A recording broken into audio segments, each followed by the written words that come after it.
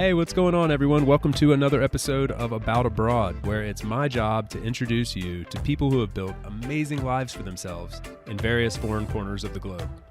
We're talking with expats and thought leaders about moving abroad, remote work, visas, and all the fun and practical knowledge that you need to know to follow in their footsteps. If you've ever dreamed of making a life for yourself overseas, maybe working remotely or embracing long-term travel, retiring or studying abroad, or even just taking a peek inside life beyond your borders, you've landed in the right place.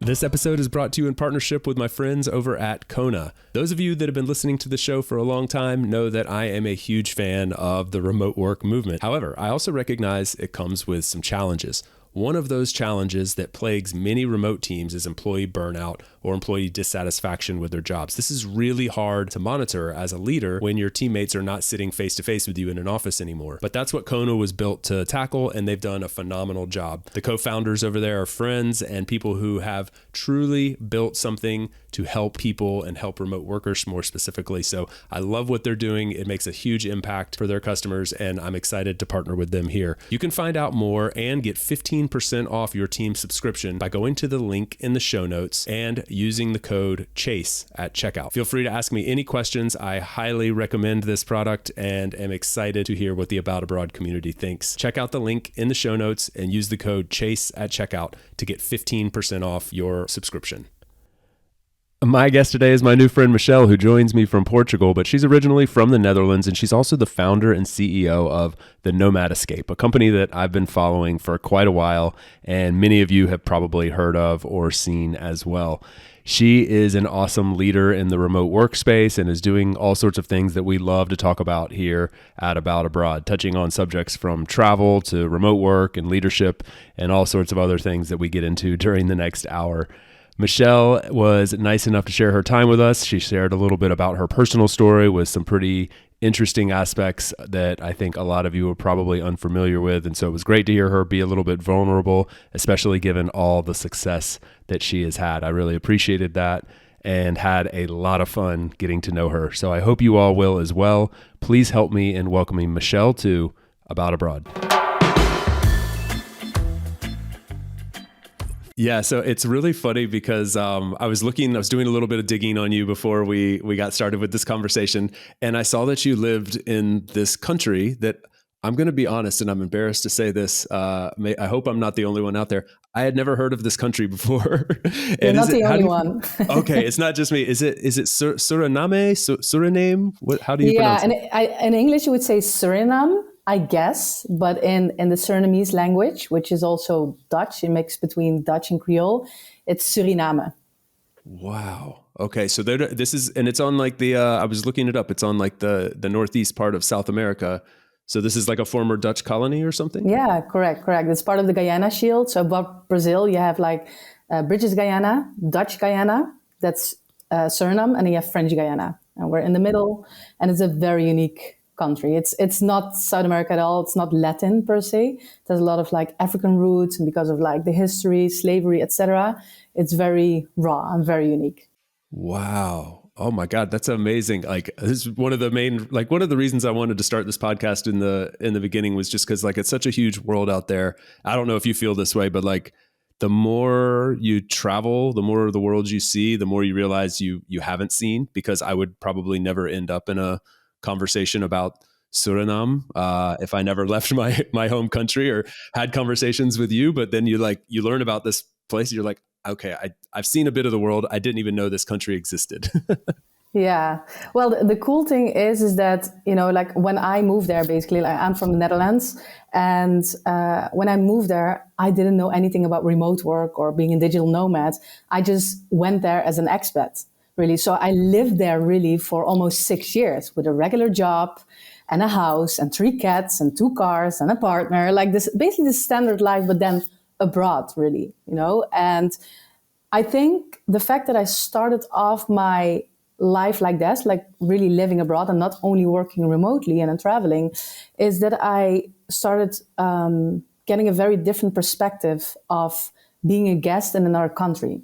where I see a lot, like when I'm traveling the world. So let's say when I'm in Bali, I was in Bali at the beginning of the year for 2.5 months. And I'm hosting retreats there and I'm meeting amazing people.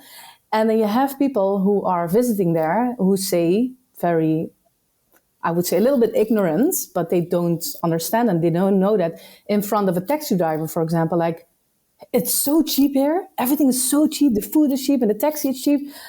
But they don't understand that these people make $150 a month while you come there with your $5,000 salary. And me living in a country like Suriname is a very low economical social class, basically. Like it's a development country. So the exchange rate between €1 and Surinamese dollar will now be, I don't know exactly, but like I think 1 on 30. So living there and having a job there and working in a local company made me very aware of how it is to actually live, like really live and integrate in a country and not come there with my laptop and foreign currency. And this start of my career and life abroad made me, I think, very conscious and humble while I travel to locations. And I'm very mindful of saying those things in front of people. And I would wish that to a lot of digital nomads that I see making those comments. And I have that also as a rule on my retreats at the beginning, like, hey, we are a guest in someone's country. Please be mindful of the salaries they make here, the culture they have, and don't say things that are a little bit like Western ignorance, I would say. That's so powerful that you bake that into the world that you're working in, which obviously we're going to spend a lot of time on today because that's what I'm really interested in learning more about is sort of the roots of the nomad escape and what you guys do. And I think you have some really exciting things on the horizon. But the reason I think that's so important is like myself, having lived in a handful of different countries and spent a lot of my life living outside of my own country. I've gone through that development myself of like recognizing what is kosher and not kosher to say and do. And when you're brand new at this, as so many people are right now, like everybody's been armed with a laptop and remote work all of a sudden, and people are out and exploring, and that's why it's great. What you're doing. It caters to that crowd in a lot of ways, but also baking in some level of recognition, like, hey, look, we're guests here. And you can start this journey on with a leg up because you have someone kind of training you on how to do it that's more experienced. And so I think that's really cool. Yeah. I'm very happy that I had that experience because when I look at the people who just entered the journey, I'm like, oh, you should know, how it feels because I was living in Suriname. And when the economy collapsed there, that was in 2000, this is like 6-7 years ago, when Venezuela and like the Latin America like fully collapsed, Suriname had the same. So inflation was massive. When I moved there, the exchange rate was 1 on 3. When I left, was 1 on 10. So when I bought a bread, for example, like small things, and I never thought of that because I'm coming from a first world country like the Netherlands, I never had to think about these things. But when I moved there, a bread was $3. When I left, a bread was $10. When I moved there, gas was, I don't know, super cheap, 150 or so. And then when I left, it was, I don't know, 8 or 10. And then the most special thing, there was not even gas.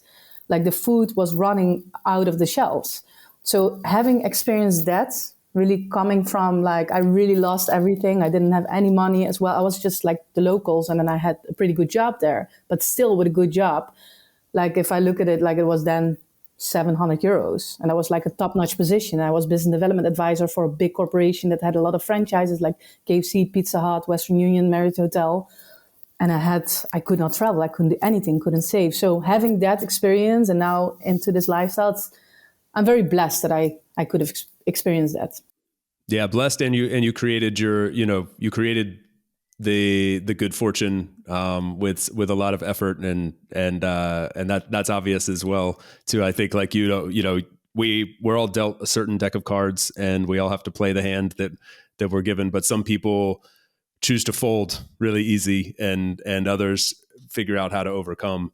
And I'm curious, like from what was that crash? Did that have something to do with your like propelling you into what you're doing now with the Nomad Escape, or was there a chapter in between? Well, actually, it goes way back because it started actually, if you go way, way back, like when I was a young kid. Like I was always, I can remember since I was 6 years old, I was fascinated by nature. I was looking at Natural Geographic and Discovery Channel and stuff like that. And Skippy the bush kangaroo, that was a series about Australia. And I was like super fan of koalas and kangaroos. So as a kid, I always had the urge to travel. And then like I moved abroad when I was 22 to Suriname, which was great. But I ended up there living in a Caribbean or like tropical country, but having the standard life. And that's, I had a great life. Oh, are you frozen? No, you're good? I'm here. I was like, oh, okay, sorry. So I had an amazing life, but I could not travel. I could not move. I was definitely not location independent. So I always had the urge to travel more. And I was, back in the days, I didn't know how to make money online. I was not creative in that aspect. My background is I'm a teacher and a social worker. So I'm like, in the public sector, you are drilled and like, okay, you deliver your services, you get your salary at the end of the month, and that's it. I don't even know and understand how to offer my services to another company. So I was very limited in my thinking. And the only thing I could think of is just move abroad and get a job there, right? And then as I went into business and started some small projects myself, I got the understanding like, hey, I'm pretty good in sales. I'm pretty good in marketing. I started my own arts company in Suriname. I was the only one who worked with waterwoods, and I became very good at it and exporting and etc. And I had a team of 15 people and was like invited to big art fairs, and then people started ordering. And then I realized I'm freaking good in sales. I didn't even know. I hated the word sales, everything is commercial. But like having finding out that I was naturally good in sales and marketing made me realize, hey, I could travel the world. I will figure it out. I will sell something. I will make something up, and I want to do it. And I had a partner at that time, and he's like top-notch videographer, like next level, like feature films. I work with Netflix. I was like, dude, you can film. I can sell. I'm a good producer. I can arrange everything. We are a power duo. But I didn't know about influencers and all those things. I was not in my world, and he didn't want to. And I always I had amazing jobs. Everything I did in Suriname was amazing, but I wanted to travel. I wanted to see more. I didn't want to ask for a holiday from my boss, right? And 2 weeks and then rushing, coming back. And Suriname is like in the middle of nowhere. So like it takes already 2 days of traveling to get somewhere. So yeah, so I told my partner at the time, I really want to travel. I was 29 and I want to go to Australia and I want to see kangaroos. That was my thing. I need to see kangaroos. I can't live anymore. And koalas. Yeah. That's the best motivation ever. Like if you don't want to go touch a kangaroo, like what's wrong with you? Like exactly. Stay home. Exactly. I mean, life has no purpose, kind of. And he was like, what the ever are you going to do in Australia then? I was like, I don't know, but I'm going to figure it out because I can make anything out of nothing. I know that. And he didn't want to. So then I was like choosing like, okay, I'm going to continue here or I'm going to travel. And I loved him a lot, but I said, I love you, but I got to go. I'm sorry. And I left everything. My cats, it was a big heartbreak. It was really bad, but I packed my backpack and I went and I did not regret at the end. You have to take that leap of faith sometimes. Yes. I mean, it's scary. Like, that's a really fun story to listen to, by the way. And I think a lot of people can probably relate because for you, it was your partner and your cats and the security of what you had. But almost everyone that takes this leap of faith is giving up something, right? Like we could talk about, because this could go in two different directions. It happens to be both for you, but like leaving the comfort of your home and leaving the comfort of your career and all that comes with those two things, like, financial security and community and the plan that you had that you thought you were going to follow, and abandoning all that to chase adventure and go pet koalas is as fun as it sounds. It's really scary, and a lot of people won't leave the cat and they won't leave the family behind, so they'll never get to taste those flavors of life. And that's there's a trade-off there. It's a real trade-off. Yeah, I mean, you need to be very flexible. I'm very confident, and it's all about mindset, like how cliche it is and all these motivational talks. But it is, at the end, it is about mindset, because we make things bigger and more scary as they seem. And we are super afraid of losing it all. And the biggest fear of people is, of course, money. And always like, oh my God, what I'm going to do, don't make money. And, like I'm not going to eat. But if you really think about it, I've been like broke a few times, like broke, definitely. And at the end of the day, like people like us, not eating or not having a place to sleep is very unlikely to happen unless we really screw ourselves up and go into like crazy stuff. But we always have a network to fall back on. And the worst case scenario is going back for me then in that case to the Netherlands, which is a bad scenario for me, but which is still a first world country with good food and good housing and good facilities, right? So I always look at it like that. And of course, still as an entrepreneur, often you ask yourself a question like, what am I doing? Is this smart? Am I security for the future? But then I think about like, okay, what is the alternative? No, I don't want that, and I think it's also like it's personality. It's also your safety net. It is your history, for example, like my life story a little bit, to share a little bit about that. And it's, I think, also what I was trained in because of the Nomad escape, because I went digging deep into the last years, the why behind my company. And it's way more than only creating like remote work and entrepreneur communities. And my personal life story, and I will give you very short, if that's okay, a sharing of that, is that we're a long form podcast, so you feel free to take as much time as you need. Guys, get some popcorn. I'm intrigued. Yeah, grab a cup of your favorite beverage. Let's sit down and get into it. Exactly. No, so basically, like I've been kind of like a nomad for the last 21 years, and I'm almost 36. So then 22 years. It's a pretty good portion almost of your life, yeah. Yes, exactly. And that's basically because like when I was 14 years old, I couldn't live at home anymore. So I'm from a very problematic family background. So my father was like heavily alcoholic. My mom was on drugs. And there was a lot of poverty and problems around that, what people have with those situations. So because of that situation, I couldn't live at home anymore. So I became homeless. So when you're homeless, when you're 14, I went from place to place, couch to couch, going into social institutions, like, getting your counselors and all these things, ending up in, I don't know how to say that in English, but government institutions and homeless shelters, where you live with a big group of people, standing in line, waiting for your food. Like, I think it's called Salvation Army or so, like in English, right? Yeah, we have something like that. There's like, sometimes they call them halfway houses or homeless shelters, or there's a lot of different terms. And it depends, I think, a little bit on each scenario set up. Like some are just for kids, and then those tend to be called like halfway houses. Were you alone? Like, was it just you, or were you with a family member? It was me, but I had a sister. I still have a sister, but she stayed with my mom, basically. Okay.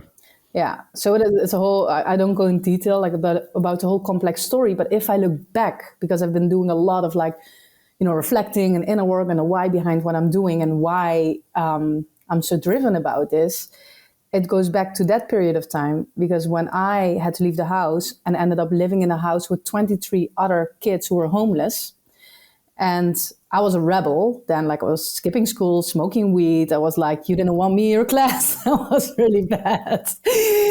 But that was, like, I was a good-hearted girl, but because of my environment, I was so distracted by everything that I couldn't focus and I could not handle authority, basically.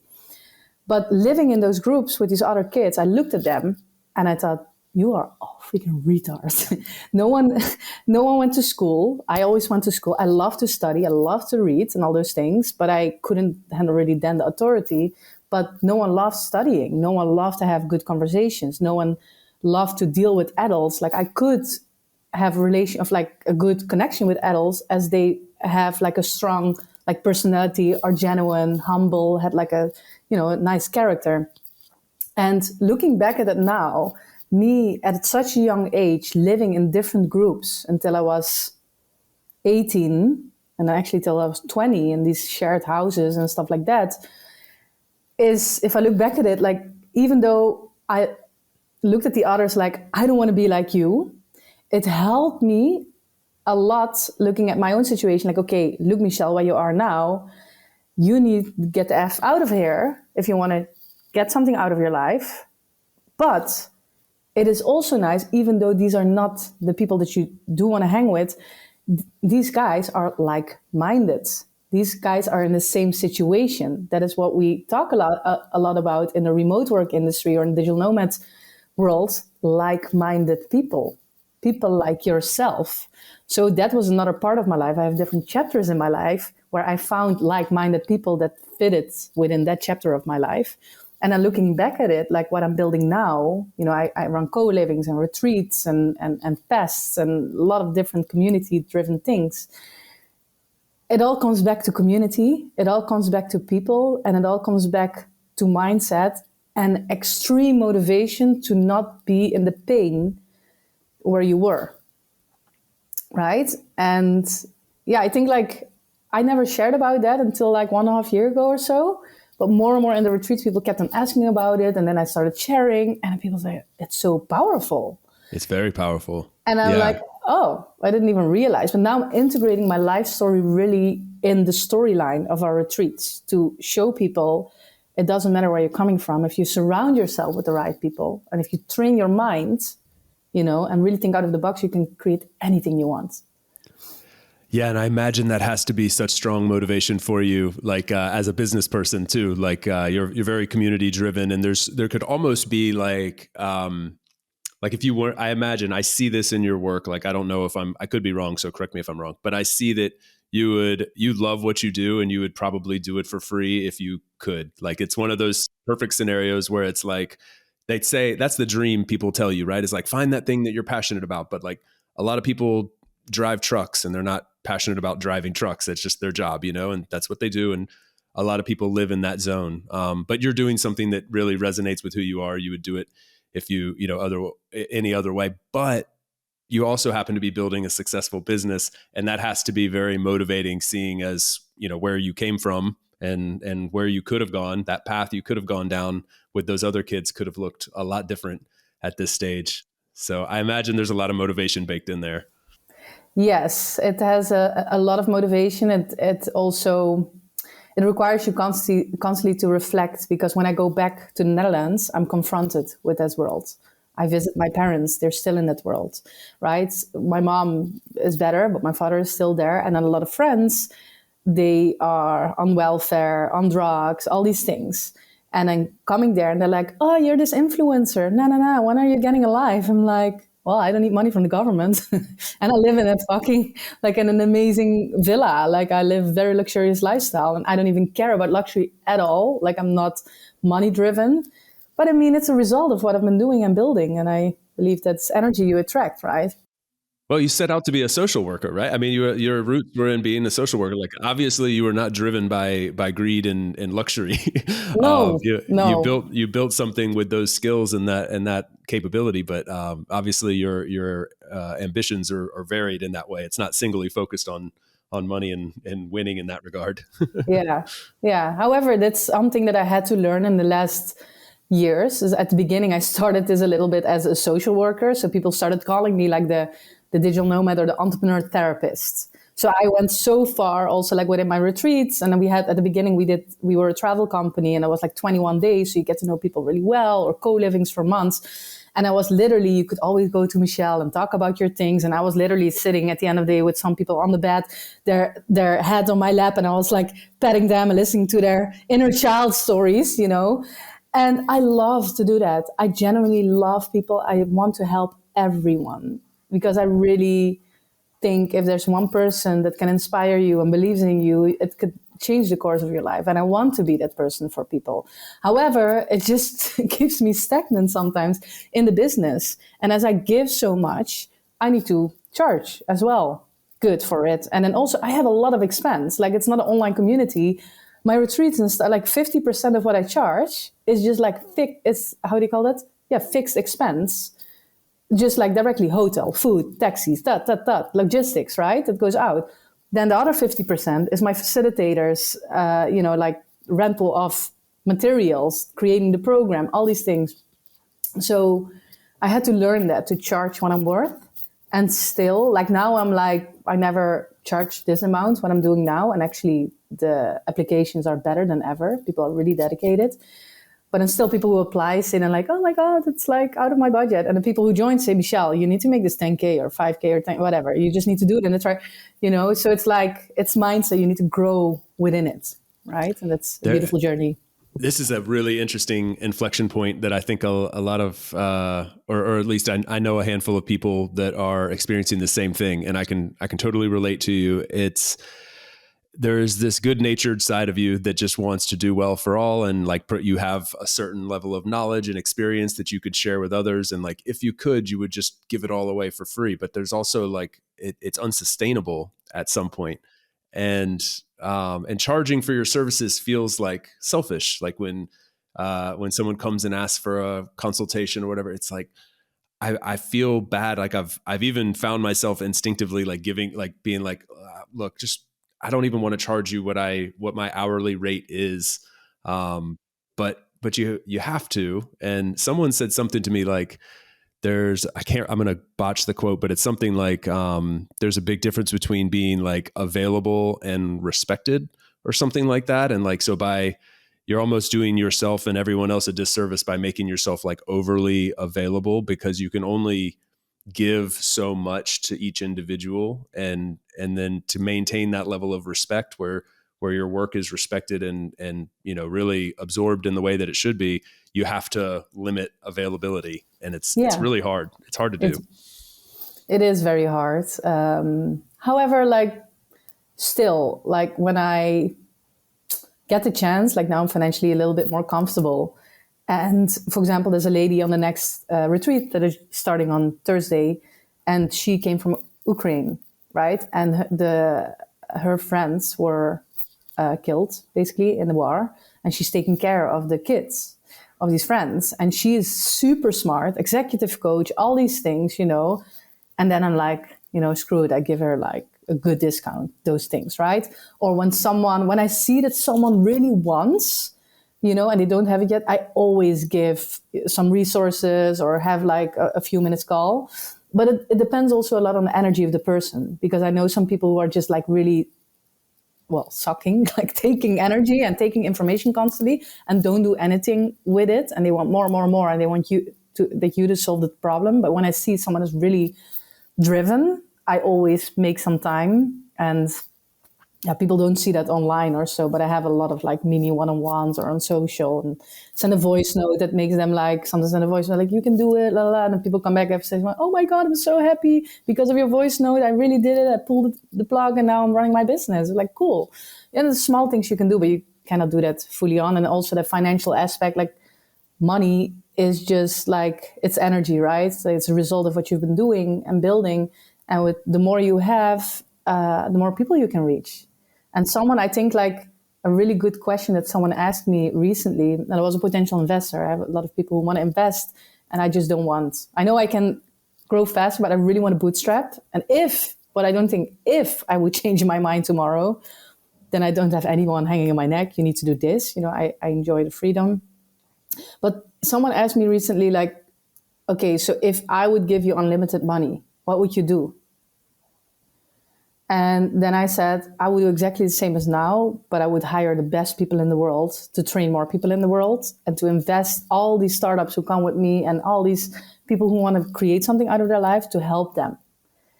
And then he was like, wow, that's really powerful, because a lot of people say, I'm just going to, buy properties or whatever. This will be part of my business, but the vision stays the same, or the mission stays the same, right? So I think that's a good, if you really want to know how people are in their career, that's a really good question to ask, because people sometimes ask also like, would you do this for free? Like, yeah, no, because I cannot live, right? But if I would have endless money, would I still do this? Yes. Yeah. It makes perfect sense. We'll be right back to the show after a quick break for a note from our sponsor. Hey guys, so many of you write in asking some form of the question, how can I become a digital nomad or location independent professional? And there are obviously a ton of ways to answer that question. I also don't have all the answers, which is why I'm so excited to be partnering up with my friends over at Nomad and they have created the Nomad Academy, which we are going to be launching here very soon. You can get access to the course with $250 off by using the link in the show notes and entering the code Chase250 at checkout. This is a course that's going to be taught by some of the leading digital nomads in the world. I can't wait to learn from them myself, and I'm also really excited to be teaching a course there. So if you want to join us, go to the link in the show notes, click on it, and then enter the code Chase250 at checkout and become that digital nomad and location independent professional that you have always aspired to be. Hey everyone, so many of you have written in asking why I've never done a Q&A only session on the podcast, and to be honest, I don't know why, so let's make it happen. Go over to aboutabroad.com and find the contact form, or just email me directly, chase@aboutabroad.com, with any questions that you have related to remote work, moving abroad, digital nomadism.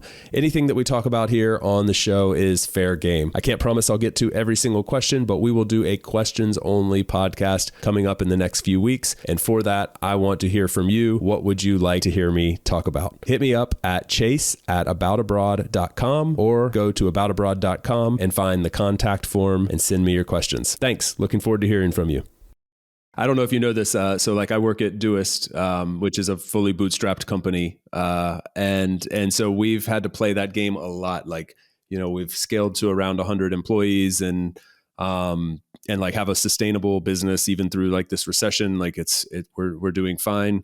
But we obviously have lots of investors that would like to invest and get a piece of that. But we've maintained that bootstrapped mentality. It hinders our growth some, I think, for sure. Like, if we could invest in the infrastructure and hire 100 more engineers, we could do a lot of different things, but also like maintaining that authenticity of like, no, this is just how we're going to run our business, and we're not going to have someone breathing down our neck telling us how to do things differently. Is something like there's a lot of power in that, and if not power, like a lot of joy, because you just get to do it how you want to do it. Yeah, I agree. I'm driven every day by it, and it just makes you, I don't know, I think more motivated, because I've seen a lot of startup founders also who join our events and our community, and I don't know, like not all of them, but some of them I see like they're just like living towards like raising and then getting the funding. And then I'm like, did you put your own capital in? Yeah, no. I was like, why do you expect other people to put their money and time in if you don't even want to do that? Right. So I think like it's a good, like if you want to do it, like really having that MVP and that track record, and you have a healthy cash flow and that kind of things. And then, but I understand for some business models, apps or whatever, it's hard. It is hard. Yeah. Yeah. I mean, that's all. I think it's a challenge that, most people see the cash as the necessity, like step A is like, I have to get funding. And so it's not to, naysay that route if that's how you go. But I think it's cool when I meet other, CEOs or leaders who are trying to build something bootstrapped. It's a unique set of challenges, and I think it's a fun game to play. And speaking of this, like we've been dabbling in this conversation, talking about your retreats and your events and your community, but we haven't even really explained to the audience what the Nomad Escape is. So what's the and you do a lot of different things, which is really cool. Like when I first started following your work, I thought of what you were doing in a very specific way, in a very specific and awesome way. But I've seen you grow and expand, it seems, from the outside looking in, and doing a lot of different things. I've come to realize that. So what's your your elevator pitch, maybe for lack of a better word? Like, what do you tell people when someone says, oh, what's the Nomad Escape? Or what do you do, Michelle? I would love to hear that. Yeah, well, basically in a nutshell, we bring online professionals together offline. That's what we do through different events and retreats and offsites. If you want to have it in the nutshell, that's it. But like, I think in a very magical way, because it's anti like corporate tone. It's like very relaxed, flowy, and like business and work has to be fun. We can integrate our work with lifestyle as well. I don't believe that you need to wear a suit to be good in your profession or to be respected, right? However, I understand some industries or banking, etc., they require that a little bit. But I mean, in the startup world or most digital jobs, we don't need that anymore. And showing people that like when you leave your the ordinary, so your office space or your home environment, to another exotic location with a bunch of strangers or your team, you get so much new energy and perspective on the challenges that you're dealing with. Like we try to solve a lot of things from our home office or our office chair, wherever we are. But sometimes it's just like you keep on doing the same thing. And then after a month, yeah, I'm trying to solve it. But sometimes when you then talk to a random person and you explain what you're working on, or you're just listening to someone else's life story or work experience, something can just like, oh my God, this was the thing I have been searching for years. I never even thought of that. That could be just like a way of working or a book or a connection or whatever it may be, right? So getting people out of their daily routines into a space which is fully set up to get the other people, to get to know the other people on a personal and professional level in a very short amount of time, in a very informal setting and a very safe setting. And it's not only business, not only work. No, who are you as a person? That is the foundation of everything. Who is Chase? What made Chase who he is today? Why are you such a beautiful human being with this sparkle? You have your story as well. And why are you so driven? You have a job that is very demanding probably, but you're still doing this podcast. So what drives you? And then we slowly go into your skills. Like, okay, great. You've been doing this as a person in your life because of this experience to develop these skills and this knowledge and expertise. Okay, and how are you translating that now within your life? And what do you still need? Right? And who and what do you need to get ahead in business and life? And then we made the transition into business and do different hot seats, like mini TEDx talks, Skillshare sessions, but a lot of personal development sessions as well, where we talk about traumas, relationships, sexuality, relationship with our parents and family, and also the big question like, why are we traveling, or why are we like this? What are we escaping from, right? Like the Nomad escape. I think it's really it's a cool, catchy name, but it can be also seen as negative. What are you escaping from? I can escape from my home office, escape from the ordinary, or you're escaping reality, whatever reality may be, But it's a very interesting question. And if you dig a little bit deeper, in a group setting, people get to know each other on a very different level, which makes it easier for you as well to do business because you understand the drive of the person, the intentions of the person, and the way they operate and work. And that is where we built the bridge between personal and professional development. And yeah, just being fully yourself. I really believe in when you're fully yourself, then you're open to be vulnerable and learn and absorb new information. That's really amazing. I'm so glad I asked you and didn't try to describe it myself, because you went a much more deeper and impactful way of describing what you do, which is obviously to be expected. Because I think what a lot of people see is like, you go to these amazing places around the world, you bring remote work. I mean, you're talking like Bali, Madeira. We can get into some of the locations a bit, but like you're going to these amazing locations. You're in these beautiful venues, which are like right out of a Instagram, just like beautiful place where you're like, oh my God, I need to be there.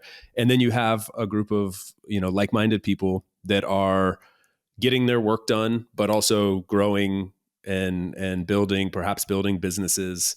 I gather there's a pretty big like entrepreneurial aspect, but correct me if I'm wrong. Are there also people who are, just for an example, an employee of a remote company, and they can come and be there for the time period as well, correct? Yes, absolutely. So we have a mixture. We have people, mostly we attract entrepreneurs because it's for them easier mostly to to take off or do whatever they want, of course, and spend their week like that. But we have a lot of people actually in a transition phase. They are already on a sabbatical. They start their sabbatical with us. They want to work remotely but don't know how, want to be inspired. We get people who get in a burnout, got divorced, all these things like a therapeutical setting, right? And it's beautiful actually, like to have all these different worlds combined. Like we call it also the magical mix. I've been actually I'm developing now different models and different concepts because I know, like, as an entrepreneur, you're dealing with different things than an employee or a freelancer, for example, when you're really building teams, etc. However, like, it's I get very mixed feedback, because some entrepreneurs, they really want, like, I want to be with other 7-figure entrepreneurs. But then I had an 8-figure entrepreneur on the last event, and by accident, she ended up in a hot seat in a mastermind group with 3 other ladies who are fully starting, like, in their career, kind of. And I was like, no, how did she end up there? Like, we cannot offer her the value. I was like really afraid, and I want to give people value. So, well, she went into that session, and I went to her, Petra was, and I was like, Petra, how did you experience it? Sorry, you were planned to be in another group. And she said, Michelle, this was great. I didn't even expect the solution to be there. These ladies were not into funnels and all these things, what I've been dealing with for years. They were so fresh that they looked at it in such a different way, and they just handed it to me for free on a silver platter. I was like, wow, this is cool. So it's a mixed setting, and you never know what you get out of it. And like, one of the biggest feedback that we get is like, I learned things that I didn't even know existed. And some people, the biggest takeaways are really like, oh, business, I know how to build this now. Other people are like, oh, I need to start doing yoga. I've never done yoga, and I freaking love it. Other people say like, hey, I need to work more on whatever, on my mindset or my finance. We do different exercises. So it's for every person, they get something different out of it. And it's of course different for remote teams. You know, for remote teams, it's like really we work with the client, identifying their needs, and it's more looking into company culture and what are they dealing with and how can we support their goals through an offsite or an activity that they are, that they need. But then still we integrate the personal connection as well. We're trying to, like one of the first exercises we mostly do with the team retreat as well. We have now clients, like 40 people that starts actually this week, end of this week. These people have never seen each other. It's like 40 people, they work literally in every continent. Some team members have never even spoken to each other. So, and then like this is a video gaming designing company. It's really cool. They create like big games like Fortnite and stuff like that. And really young team between 22 and 35 as well. And, but they have then a team that are artists. So they create literally the video games. And they have a team that are communicating with the outside world and the sales and accounts management, etc. It's a totally different world, right? But for them to understand like that we're all needed in this, like one of the first things we do kind of like, okay, bring people together, very informal around the pool. There's music, there's reggae, there's a beer, no, inside space. Just I put floatables in the pool and just come in your swimming pants. I don't care. And then like the CEO is going to do a talk. I highly recommended him like, hey, come here, relax, close, just sit on the bar. I give you a mic, no PowerPoint presentation. Just relax, because these guys are really young. And he's also young. He's like 33 or 34. And then we're going to do speed dating with them. Like we're going to put them in pairs of 2 in like 5 to 7 minutes, that we are sure that as many people as possible, spoken to each other. And then like the standard things like, okay, what are you doing in the company, et cetera? What are you responsible for? But then also life questions, like whatever. What's the relationship to your mother? Like, I don't know. But right? So, but like making people a bit like out of the box and uncomfortable makes you vulnerable and more connected with each other. I couldn't agree with you more. This is such a vital aspect of running remote teams these days. And it's so ironic because it's like the antithesis in a lot of ways of like when you think of remote and Nomad and distributed teamwork, we're talking about like teams moving away from a centralized place. But it turns out we know enough that like we can have that, but bringing those teams together in amazing locations, caveat. You don't bring them to like the TGI Fridays, off of the interstate, but like going to amazing locations, having these really intentional retreats and offsites where you can do them at a super high level is a fundamental part of getting remote teamwork done right. And we don't need, here's the thing, like somebody who would say, what, I thought you were all remote, like don't force me to come somewhere. It's like, we're going from a situation where you used to have to be in an office like 52 weeks per year. We're asking you to come to Bali for a week, for 1 week and hang out and and do this amazing like event where you're going to actually get to know your teammates, and you're going to have those intentional settings where it's like, let's do speed dating with your teammates so you get to know people. Let's do a little workshop or an activity together where we build bonds that way. And also just like hanging out, being together in a great place. Like these are good things. Exactly. And it's very interesting actually, because I never intended to do the company retreats. I didn't have that in my plan actually. It came because we hosted a lot of remote workers working for companies like Google, TikTok, Apple, Nike, big corporations, and they joined us as an individual. But they came up to us like, this is so great. We should do stuff like this with our team because we do it the offsites. And it's nice. Of course, you meet the people, but this is just so different and so relaxed and so chill. I can really be myself and be young and not like come up in my suit or whatever, right? And with my name tag or whatever. So, and then I was like, oh, and then multiple people kept on saying that. So actually, I just built a page on my website. The web developer is like, okay, build something. If people are interested, then there's something, right? So, and then like requests came in, and I just started. And actually, I felt a little bit insecure, of course, when you tap into a new market. But I did in Suriname, for example, like I was the director of a educational institute for security and safety risk management trainings. So I did a lot of B2B sales. I gave trainings, but not in the form of retreats. So it was a lot of, like a week long in a villa, but it was not retreat form, it was pretty formal still, but I knew the market and how to deal with a company, but not per se for remote teams. But then I thought, I've been working for years. I hosted over 1,000 digital nomads and remote workers and aspiring people or whatever you may call them,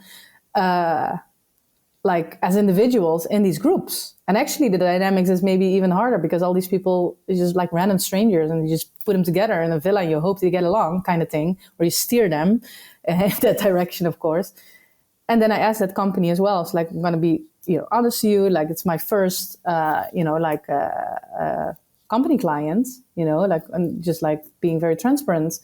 Why did you choose for us? And they are like, we've been following you for a long time, and you speak the language of the remote workers and the digital nomads. You're yourself. You're one, so you won't come there with your suit on and giving this boring talk. Probably, right? It's like, no, I try to sometimes, I cannot even, I can't be like very official. I'm trying to work on my public speaking and stuff to be a little bit more representable because I'm too much myself. But it's actually like a very, very good transition. I never thought of it that way. And organically that went like this. And I think it's the best way to do it. I'm not forcing any market. There's just a demand. Yeah. And you don't have to sell it. People will come to you. I mean, it's funny. Like, so this is a really interesting, like trajectory or path that I'm just going to use Doist as an example because we've been fully remote since 2012. So like the reason I mentioned that number is it's long before the pandemic when a huge percentage of the world had to figure out how to do remote suddenly. So we were doing remote for a while and we had our first company retreat in 2015. So like after 3 years, like for 3 years, we were exactly at the same point that your client is at. 40 people, never met, didn't think we needed to be in the same place, but we thought, okay, let's just all go to a place and we'll just figure it out. Like we'll go hang out. And then we did retreats for a couple years and they were like nice to do. It was a nice to have. But my CEO kind of started to get on this train of like, once the pandemic hit, once a lot of the world started to become remote, it wasn't okay just to do remote anymore. Like that used to be enough because you could attract top talent as a remote team just because you were remote. Like we're fully location independent. You can work from wherever you want. That was enough. The new point was like, you have to be really, really good at this. And a core piece of being really good at running a remote team is doing the IRL, the in real life experience really, really well. And so like, it's always a weird thing to me that because like my title is head of remote, but a core part of what I do is like building the in real life experience and running all our retreats and offsites. But it's so fundamental to the way that we operate. So that's where we are. Like, 11 years later, we've just gotten to that point. And I think a lot of teams will go from like, okay, we got to do remote, like pandemic, knee-jerk reaction. We got to figure this out, to now like 3-4 years later being like, oh man, this really works. How do we do it really well? And so for that reason, I think this space is like blowing up and I think you're primed for success in that area. So long story, but I think it was interesting. Yeah, no, I think it's very interesting. I'm also like, I met you, of course, on running remote in Lisbon.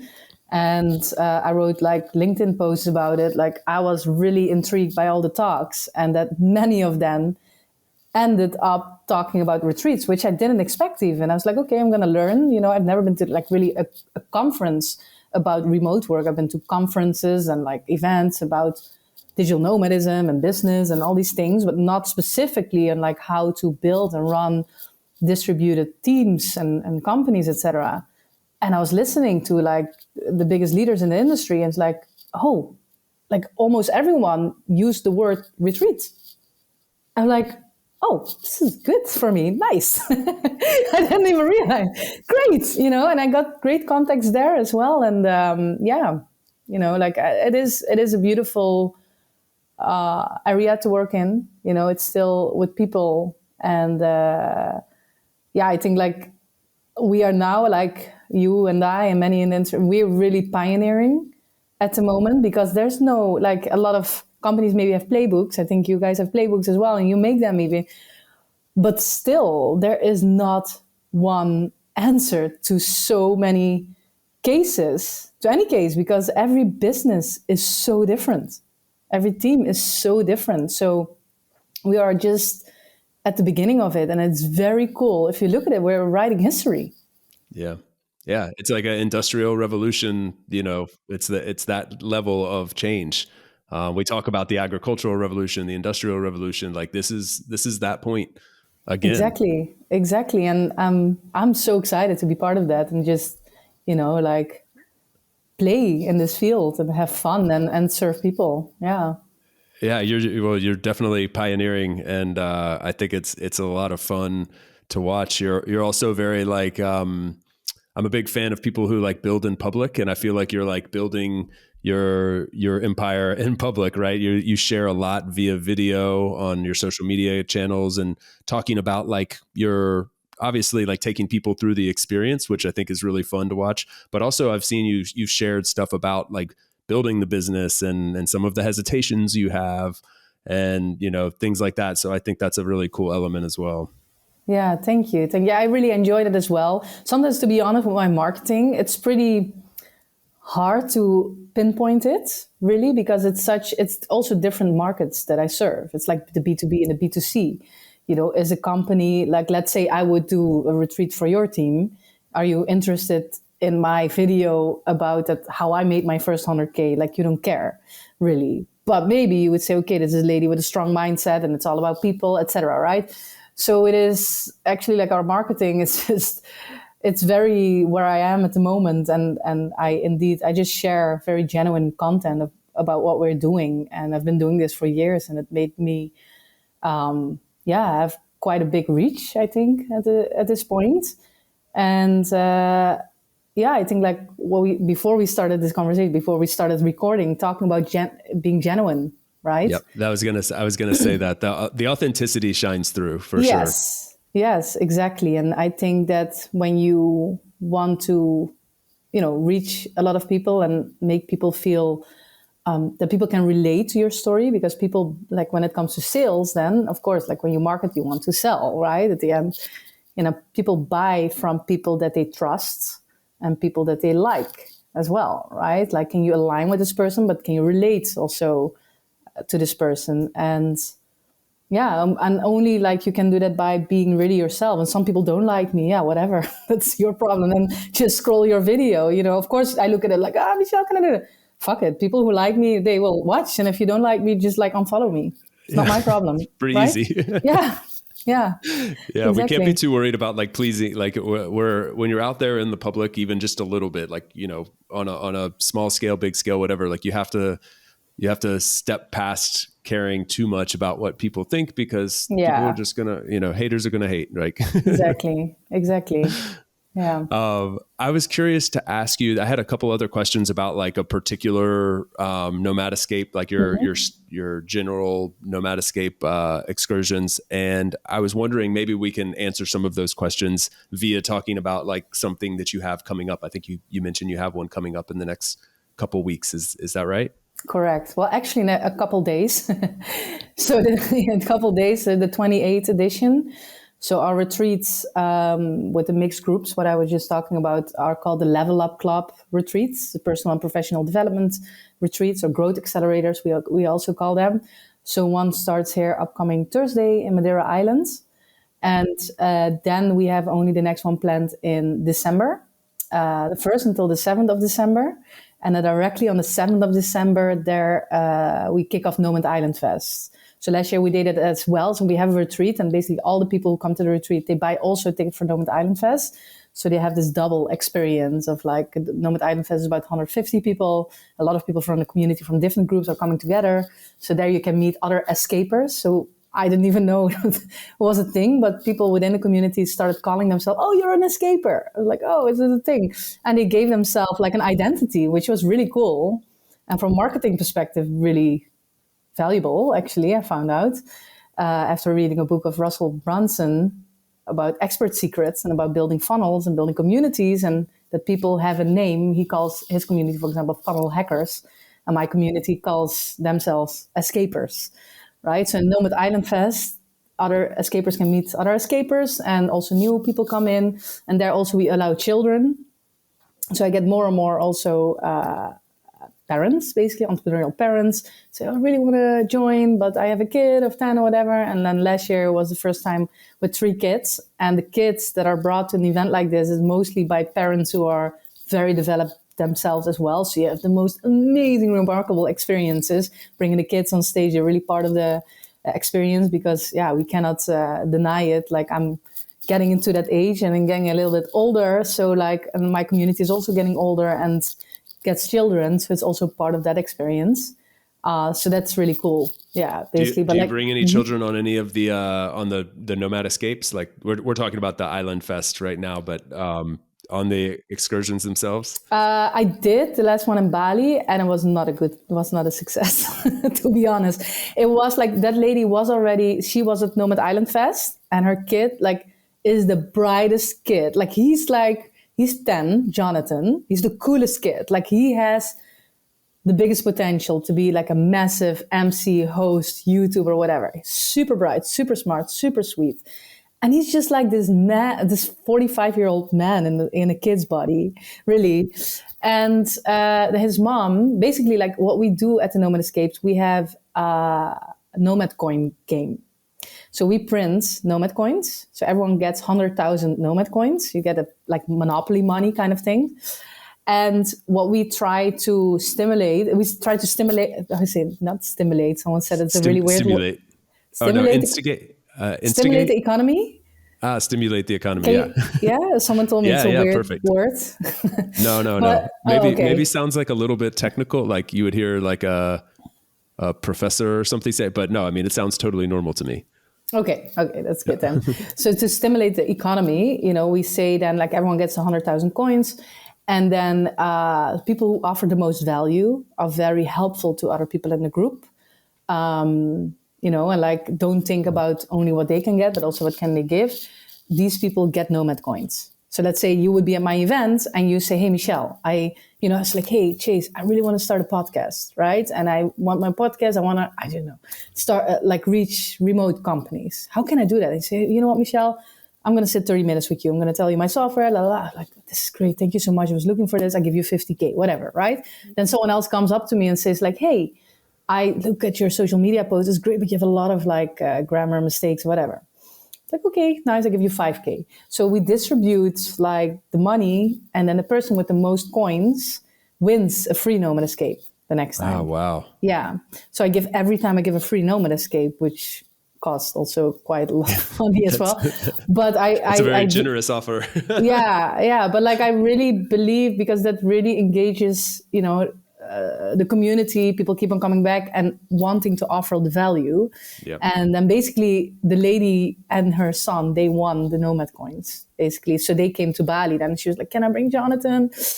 And I was like, "Oh, it's a small retreat." She said, no, it's fine. I can, send him away if it's too much. And then like at the beginning it was really nice. It was nice, but it was a too small setting to have very vulnerable conversations and then a kid in the middle about sexuality and stuff like that. And I was like, oh, okay, Jonathan, close your eyes, ears now, la la la la la, like, So yeah, the bigger events are great for that. Yes. Awesome. Okay. That's, I can imagine that was quite a challenge, but it's cool to think about like this, as this space evolves, and we try to adapt to different demographics, like bringing the children along or not, or are there dedicated events when everyone brings their kids and there's a element there. This is the fun part about this, like this revolution that we're in. Like there's a lot of change that will come out of that. And so like on this one that's coming up, for example, roughly how many people will attend? And is that like normal, like the normal size? This week, the group will be 15 in total, and that's 15. the normal size. The retreats are 15. That's actually the perfect size. Okay. Yeah. And how long, roughly how long? Like, is it a week? 7 days. 7 days. 7 days. Yeah. Okay. Yeah. So you come for a week, you're like surrounded by like-minded individuals, amazing location. There's some personal development. Obviously you can get your work done if you need to. But a lot of building in public in a small setting, in a more intimate setting. Yeah, exactly. And then like always, yeah, what I explained before, like starting off with your personal life story. So actually the first question we ask, like we sit in a circle with the group and then, okay, tell me your life story within 3 minutes. And if you feel comfortable with it, tell us the toughest thing you've ever been through that made you who you are today. So we get already, like for example, the story that I just told you, I tell there. And that I was going to say, I think we know your answer. Yeah. So, but like I tell it a little bit also more into detail, and people are like, okay, we didn't expect that. It's like, indeed. And that's why you should never judge another person, and if you feel comfortable, tell your stories. So then people open up about, I don't know, divorces, sexual abuses, not talking to their parents anymore, all those things. And like, wow. Like if we would not have this exercise at the end of the week, we would have fun, but we don't know who you really are, and that really sets a tone. We have also a few guidelines. Like one of the things, and I even tattooed it on my hands, it's an N and a C. It's like never compare. Never, like if you listen to a story, never compare yourself with the other story, like nothing is, everything is unique. And also when people are more successful, it was very hard for me at the beginning when I started. Like I was hosting 7-8-figure entrepreneurs and I didn't have crap myself. So, and I was like, oh yeah, I make this. And then they told me like, oh, Michelle, you're so good at what you do. Why are you doing? Have money, la, la, la, la. It brought me to a burnout even, that because I was so surrounded with people with so much money that I started comparing myself and seeing myself as a failure. So one of the things is like, we set the tone there and then really saying like, okay, please never compare, just learn from the experience. Don't judge, don't ask anything, just be and observe, and then we make the transition into the professional development where everyone gets a chance to get free consulting from the other people. So everyone gets a chance to be literally in front of the group, share a challenge that they're dealing with at the moment that could really help them moving forward. And then basically like our facilitators are standing there with a whiteboard and like noting everything down, what the advice is that they get from the group. So after like 15 minutes listening to all these people, you have this whole whiteboard full with ideas and resources and, strategies basically. And we ask the people, okay, from all these topics that you, like all the advices that you got, what are the 3 main ones that you think that could help you move forward the fastest? Okay, they pick 3. And okay, which one of these 3 is one you can get started with this week? Like no nonsense, we want you to get something out of it. Okay, they pick one. So based on that, that is kind of like the plan of action for the people to work on after the retreat, because after the retreat is not finished, basically 1 month after we have a catch-up call or a power call, we call it. And then we're asking the people always like, okay, what were you working on during the retreat? What was your challenge? What were the things that you already did to move forward? And what or who do you still need to, make further progress? And you see actually the people already made way more progress than what they promised during the retreat. So it's like, yeah, it's a beautiful, I didn't even realize, someone said it last week, like it's coaching what you do. And yeah, I don't know. Like I would never say that I'm a coach or consider myself a coach or sell myself as a coach because I want to be I could, because I'm actually certified. I'm a social worker and I studied it. But there's so many coaches in the industry now that I feel like I'm just a facilitator and a retreat organizer. That's what I am, Yeah, kind of right. thing. We tend to humble ourselves, but like when you start picking apart your Yeah, background and your history, like you have all the makings of the perfect coach, yeah, and like actually. it makes perfect sense. Yeah, exactly. And yeah, so there's all these, exercises, and also like when people get this advice from the other people, they basically see directly what the other people in the group have to offer. So let's say you would be in my group and my biggest challenge is whatever, tapping into the B2B market, and you give me so much advice. I'm like, this guy is awesome. Maybe I want to hire him, right? So that is where people really start seeing who's valuable for them. And also the people who are listening and observing everything, they will for sure taking so much information that could be applicable to their situation. So what happens already in the second and the third day is like people start, exchanging numbers and the Calendlies, etc. And that's what it basically is. Like it's a business network travel club because we really want people to get something out of it, and people hire each other and start businesses together, and lovers we had as well. Anything that you can do with people, so any form of relationship can be formed there, and when you're open to learning and sharing. Yeah. You know something that really comes to mind as you're telling the story, and like people that are listening can't see the enthusiasm on your face, but I mean I've seen that before, but it's cool seeing it live here as we're having this conversation. But like the digital nomad community, by maybe from like a more um, like old school approach, or people who are a little bit skeptical of this whole remote work thing, or maybe have a negative connotation tied to digital nomads, as being sort of like just frivolous, and just maybe kind of like the person you started off talking about before, who's just a bit unaware, is just kind of got first world problems, and is traveling around making all their money sitting on beaches in Bali, not really doing any quote unquote real work. And so I think there's this like negative connotation that some people have, is it's as sort of being like this shallow group of millennials or Gen Zers that are just out enjoying the world and never really go much deeper than that. And like the depth that you're talking about here is the total antithesis of that. And it's been more of what I've witnessed as I've gone deeper into this world, is people form really strong bonds, connections, relationships, business ideas, in environments like this. And I think that's like, this is really shining a light on that, which is something that I'm growing to appreciate even more about, like the work that you're doing. So I think that should be called out, because it's really awesome. Thank you. Yeah, I think as what I said before, like with marketing, right? So people see the photos of people on a laptop next to a pool or whatever, all these things, and it's great for marketing. I mean, I'm guilty. I'm doing it myself, but it shows so little of what it is, because once you are in it, of course, like I started myself as well, a little bit not ignorant, but like I lived in Suriname, but then still I had a laptop. And at the beginning I was a digital marketer. That's before I did the Nomad Escape. And I was like teaching myself skills through YouTube, and like making no money at the beginning, a little bit of money, and I was broke again, and I moved to Bali because it's cheaper, all these things, and then, posting photos of myself being successful next to the pool while I didn't have anything, basically, so I understand where that perspective is coming from people who are not doing this.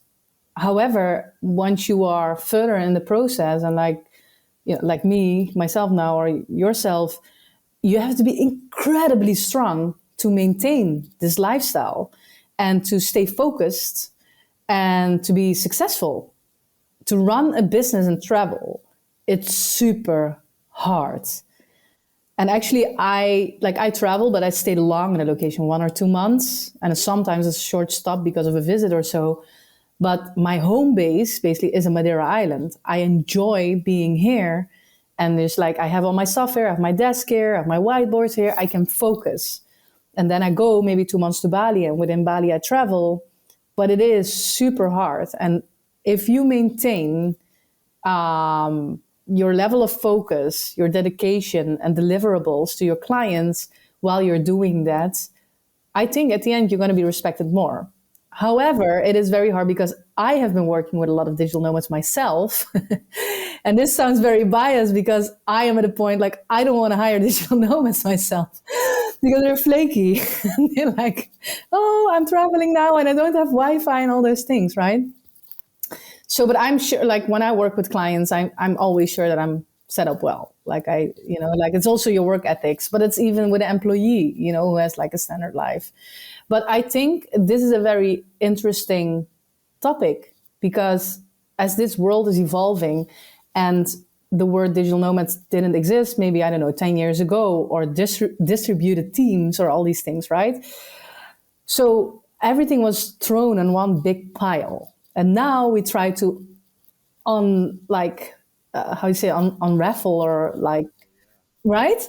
Like, okay, within this, there's so much because a lot of people ask me as well, I want to become a digital nomad. How do you become a digital nomad? And I say, sorry, digital nomad doesn't exist, in my opinion. A lot of people don't agree with that. In my experience or opinion is digital nomad does not exist. It is a lifestyle, right? When I decide to have no home or travel for a few months in different locations, I could be a digital nomad. But within digital nomad, as a digital nomad, you make money in different ways. As an entrepreneur, as a freelancer, as an employee for a company who works remotely, etc. So I think like as this industry will evolve, probably I could foresee that there's different terms that will be developed.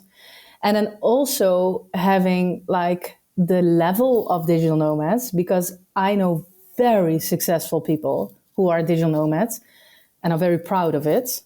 And then I know people who are just starting out and don't make any money or will never make money if I look at their process and are ashamed of being a digital nomad. So I think like identifying maybe revenue streams or so, I don't know exactly how you would identify that. But it is very interesting. And I do with the Nomad Escape, like my vision for it as well. Like we have the Level Up Club retreats, which have a certain budget that not everyone can afford. And also traveling to a destination where I do it with all your visas, your travel expense, etc.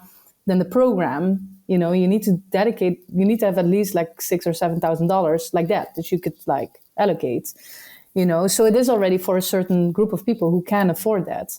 And more I'm looking into, but I don't know exactly how it would look like, but to cater to like more high-end digital nomads that would be mostly entrepreneurs or like maybe like management of a remote company.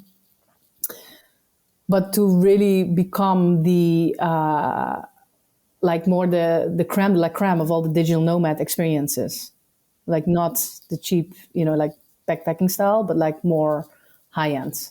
Yeah. The big differentiator that I see that you're offering is this like this closed sort of environment where there's a really strong feedback loop, a lot of coaching, a lot of personal development, and it happens to be with a group of people that are like-minded around the thought of like being in an amazing location and travel and those elements, but that's not like the baseline.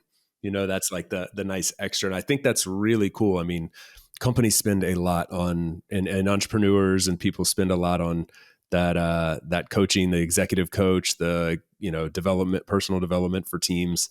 And personally, I want to go do those things in awesome locations in a very intentional environment. So that's exciting, I think. Yeah, it helps definitely to look at the ocean instead of a wall. I mean, why not? Yeah. We can. Again, don't go to the TGI Fridays. No.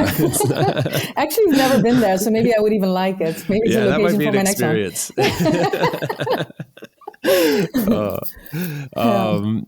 Well, this has been really, really awesome, Michelle. Like I learned a ton obviously about you and your story and the business, but also just like absorbed a lot of wisdom from your experiences. So thanks for sharing. I have no doubt the audience did as well, and they'll probably want to learn a bit more. So where can people go to learn more about some of the things you discussed and or follow you? And we'll place those links in the show notes as well. Sure. Thank you so much for offering this. So basically just our website, thenomadescape.com. And on my LinkedIn, it's just Michelle Maree. On our Instagram is the Nomad Escape. That's my email. We can put it there as well. If you're really nice, we can do WhatsApp as well. Yeah.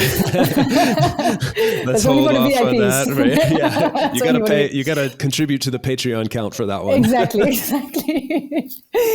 But yeah, website is the best way to go. We have also you can directly ask questions on our live chat there, and just get in touch. Don't be a stranger. We love to meet cool people. We love collaborations. I really believe in synergies. To creating experiences together, and the cool thing is that the Nomad Escape, you can do anything within it. It's not Nomad retreats or remote work retreats. It's a Nomad Escape. So it could be retreats, it could be co-livings, it could be clothing brands, merch, games, whatever, adventures, right? So you can put anything under it. And in the core, it's like a business network travel club for location independent people. Yeah. Yeah. I mean, I want to come, so I'm going to look into it. I have actually. So but I think it sounds amazing. And I've been a big fan. I should have mentioned this earlier. But I've been a big fan and participating in coaching circles for many years, and work with a coach and people. I think people tend to look at they there's some shame, or I don't know if shame's the right word, but it's I should be able to do this on my own. But most of us don't do most things on our own. We went to school and we had teachers that were in charge of teaching us. We participated in sports and we had coaches pushing us to be our best. And we've had managers, or you go to the gym, you hire a personal trainer, or you do group fitness classes. The best athletes in the world have a coach, and so I think there's so much to be said for just getting that outside perspective, and I'm talking specifically getting away from it just being your manager at work, someone who's outside of that and can give you a different perspective and look at your wants and your needs and your goals in a different way, and then getting a group of those people together and amplifying that message is a game changer. So I'm a huge fan of the whole concept. It's been massively beneficial for me. And so that's why I'm a big fan of what you're doing. Yeah.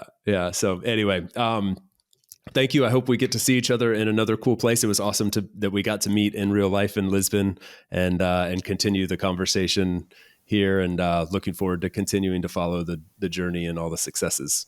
Same from my end towards you, because what you're doing is also freaking cool.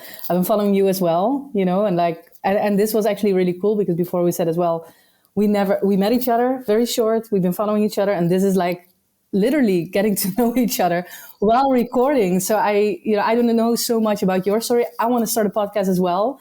So I would love to interview you and hear your story. But you guys heard it here first. We're getting the podcast from Michelle going, and I want to be on there. So please, awesome. We'll make that happen. And also, I'm happy to help. And you don't have to give me any of the coins. But, you get Nomad coins. Yeah, you get Nomad. If I could get some Nomad coins, I'd be glad to pay it forward. I'll send you some. No, thank you so much for this. It was really awesome. Yeah, enjoyed it. Talk to you soon, Michelle. Bye. Talk soon. Ciao, ciao. Thanks for tuning in today from wherever you are in the world. Once again, I'm Chase, and this has been another episode of About Abroad. For those of you wondering how you can best support the show, I have made it super simple for you. Just go over to the show notes of the episode that you just finished listening to and click on one of the two following links. aboutabroad.com/newsletter to get our monthly newsletter, no spam, guaranteed, or ratethispodcast.com/aboutabroad, where you can quickly and easily leave a review for the show. It's not just important to me, it also helps more wanderers just like you find us. Finally, don't forget to subscribe on your podcast platform of choice, and we will see you again next week. Thanks again. Hasta luego, amigos.